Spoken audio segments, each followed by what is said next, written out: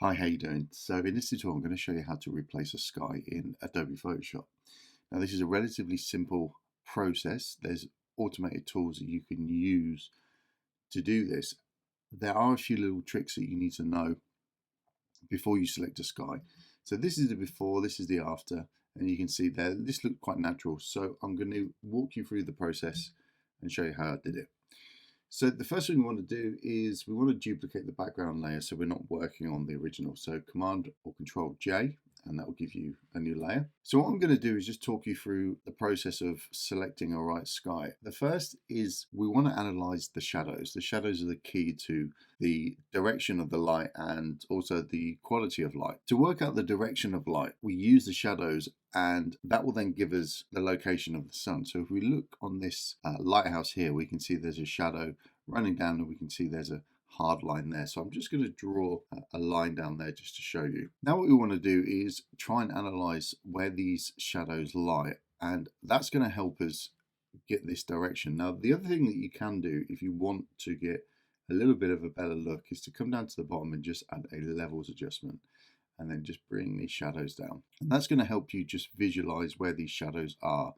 So we can see now as we do that, we can see the dark areas are obviously where the shadows are. Now this is a relatively difficult picture to work out because we've got these rock formations here. And obviously the shadows are going to be in these sort of crevices and places like that. So it's a little bit more difficult to work out exactly where these lines are. So if we look at the bottom here, we can kind of say that there's a line there. There's lines here, as we can see. We can also look at the actual rock formation down here. This is completely in shadow across there and all this area. So let's have a look down here as well. We've obviously got a line coming up to here. Now this shadow here is caused by this part of the rock face, so it's a little bit tricky. That is not necessarily giving us any clues, but if we follow it up, it does. There's a kind of a line there and a line there, so these are starting to sort of go into this one direction. Again, here we can see that there's a shadow line there and across here as well. So this is actually coming from this rock formation and lighthouse here, and we can see there's little bits of shadows along here as well. So this is all helping us just get this direction of light. So if we look at here as well, there's a line there, and also there is a little bit of a line there from where the sun's hitting the wall and then creating a shadow at the top. So if we look at all of these and try and match these up, then that's going to help us. So all we need to do is just make these into little arrows.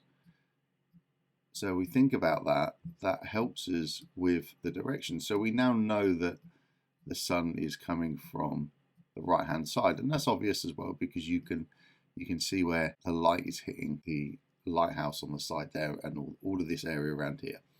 So what we can do is basically draw a line using these to give us an idea of the direction of the light. So if we start from over here, we can see as we come, kind of go up a little bit and follow the sort of natural line up to there. So if I draw a line, you can see there, that's roughly where the sun is. So it's quite low. It's telling us that it's quite low. So it'd actually be somewhere around here. So that's helped us decide what direction and where exactly that sun needs to be. So we can also look at the quality of light, and what we mean by that is it a soft light, is it hard light? So if we look, we're getting very much hard light across a lot of these rocks down here and along the lighthouse here. There's a lot of shadows, but if you look at the highlights, this is what we're looking at now, is this highlights, is that it's quite harsh. So that is telling us then that the sun is giving off quite a lot of light. It's very low, we know that because it's down here. So yes, this is a sunset picture. So that means we're going to get very hard light. So that's helped us discover the direction of light and the quality of light. Now, that then enables you to obviously select the position of the sun, so we know where that is. The reason why we need to work out all this is because if we were to choose a different sky and we were to put the sun up here or even here, then it's not going to look realistic. because your eyes will just completely pick that up straight away because the shadows and the highlights are being completely the wrong areas. So we know 100% the sun needs to be over here and it needs to be quite low, so around that area there. The other thing that we need to analyze is what's actually going on in the sky already. So if we look at the actual, if we take this levels adjustment off here, if we look at what the sky is doing, there's actually quite a little bit of cloud going on in this. So I always say that you want to think about matching the sky that's in the shot. So if we were to have, for instance, a clear blue sky, that wouldn't look right because, again, we're getting directional shadows and light.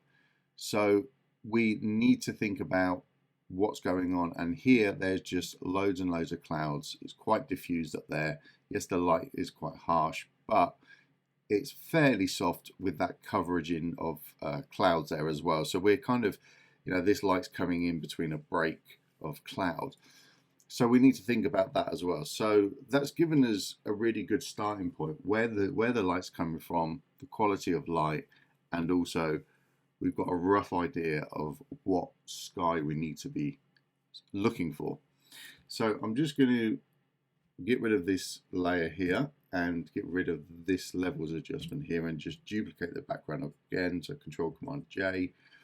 And now what I'm going to do is just come up to Edit, and then I'm going to select the sky replacement. So as you can see, it's done a pretty good job for us so far. Now, if we come up to the tools up here, we've got a little drop down arrow and we have different skies. We have blue skies, we have spectacular, we have sunset. You can also use your own images as well. You can click on the little plus tool here and import an image. So if we just look at these sky options we've got here, just to reiterate what we was talking about earlier, so we have a clear blue sky, then you can see there it's not going to look right because of all the things we've just discussed. And if we have something like this particular one here, which has got a rainbow one, again, it's not going to look natural. This sky up here, it's just not going to work. So we know then that we want to go with something that is a sunset because that was happening within our picture. So if we look at these, it's a case of deciding, okay, which one looks the best. And you might have to import your own images just to get a better look. So what we can do though is we can position this sky as well. So I'm going to go to this one up here because that I think is the best one. Now if I click in the middle and drag, you can see there we've got the bottom of the picture there, which is the trees and things like that. So obviously we don't want any of that in the picture, so I'm going to drag that down and out the way to around there. I think that looks good. The other thing that we can do is we can change the shift edge, so you can push that up and push that down, and that's going to then give you a softer edge, or if you want a harder edge, you can push that all the way to the top, and you can see what that's doing there. It's starting to creep in over to that lighthouse, so we want to make sure that that sits right. So I think it's around there. You can also do the same thing with a fade edge. So this is going to give you a harder line or a softer line. And you can see as I push that up, you can see that the actual original sky is coming through. So if I push that down, you can see that that's given us a bit of a better line, so to speak, on that horizon. Now each image is going to be different.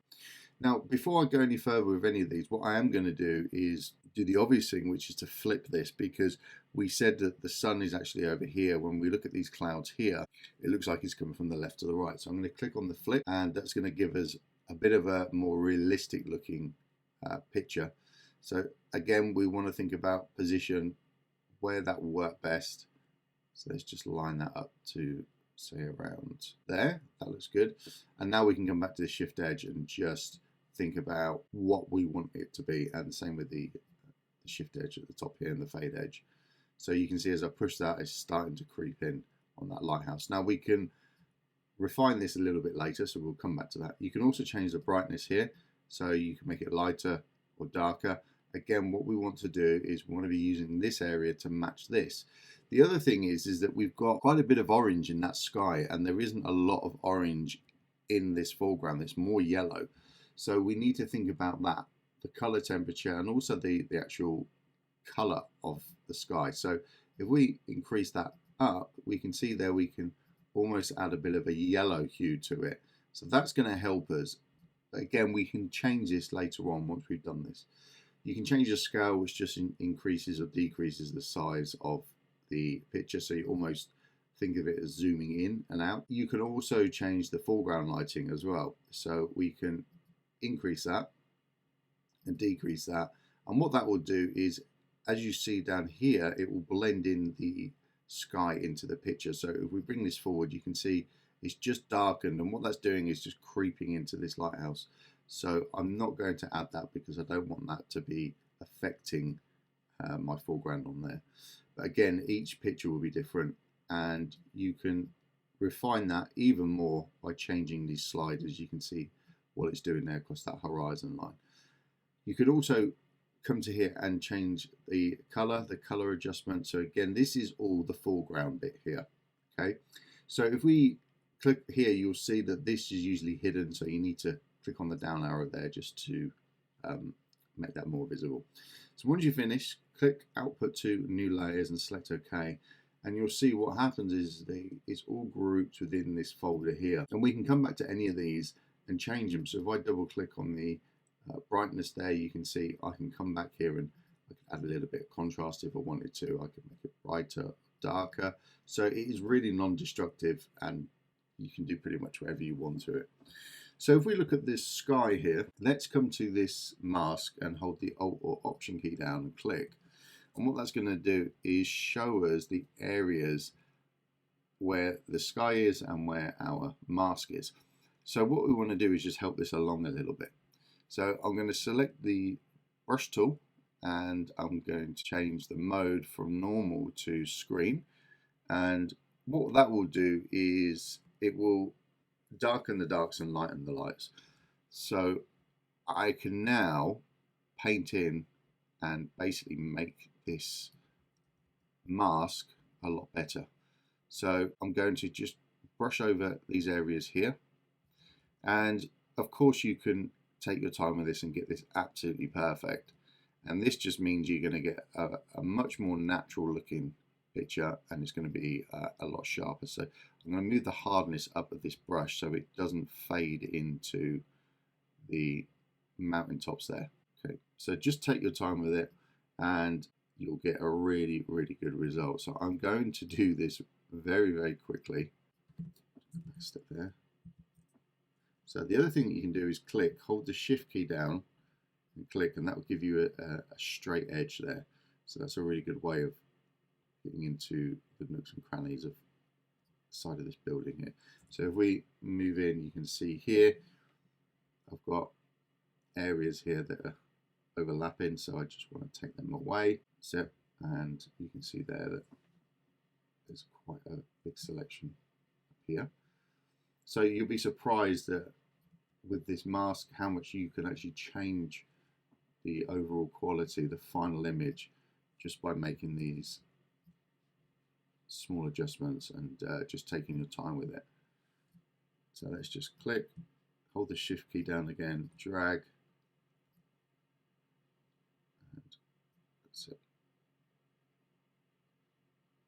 So last little bit over here.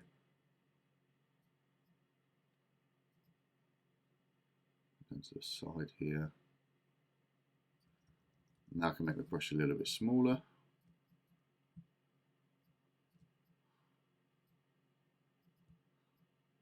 There we go. Let's just give this a bit of a sharper edge. That's it. Okay. So once we've done that, we can hit the Alt or Option key again. And there we can see we're starting to get a bit of a better vibe going on there. So there's a sharper line. It just looks a little bit better. Now we've done all that, what we can do is we can make some adjustments to this sky. So we can come down to the bottom here and let's select hue and saturation, and it's automatically made it a clipping mask, which basically is this tool here, which means that it's only then going to affect the layer below. So that means then I can just affect the color of the sky, nothing else. So I can push some saturation up, I can pull some down, which I think I'd probably do. We can then come to the individual colors, And we can click on this little hand here as well and make a selection and just push up and down for them saturations, and really just do it by eye instead of clicking on the slider. There's lots of different ways you can do it. So let's come to the yellows and just look at these saturations here. Let's just push that up a little bit because I'm trying to think about colors that are around here and that are around here. So let's go to the greens. It's a little bit more up in there, and let's go to the reds. Just see what they're doing. I think we need to pull them down a little bit to about there. That looks good. Okay, so what I would then do is think about adding a filter to all of this just to help bring all the colors together. So let's come down to the bottom here and let's select photo filter, and we can select the warming filter. There's different ones on here that you can select. So like an 81, an 85. 85 is a little bit warmer.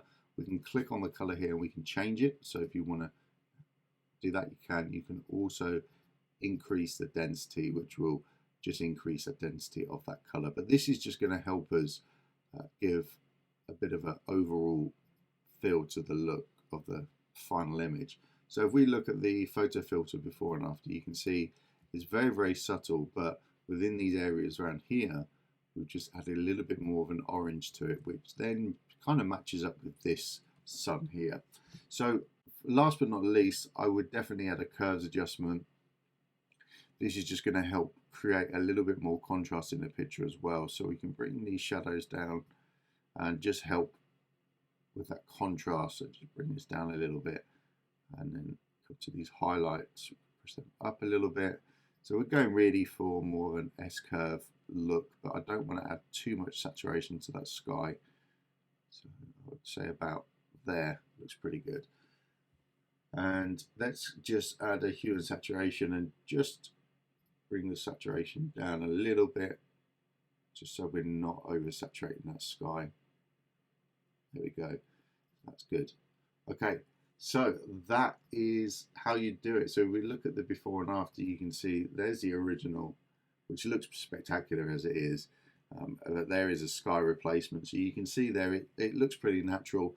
So I hope them little tips have helped you and given you some ideas of replacing the sky yourself. Take care, and I'll catch you in the next video. Bye bye.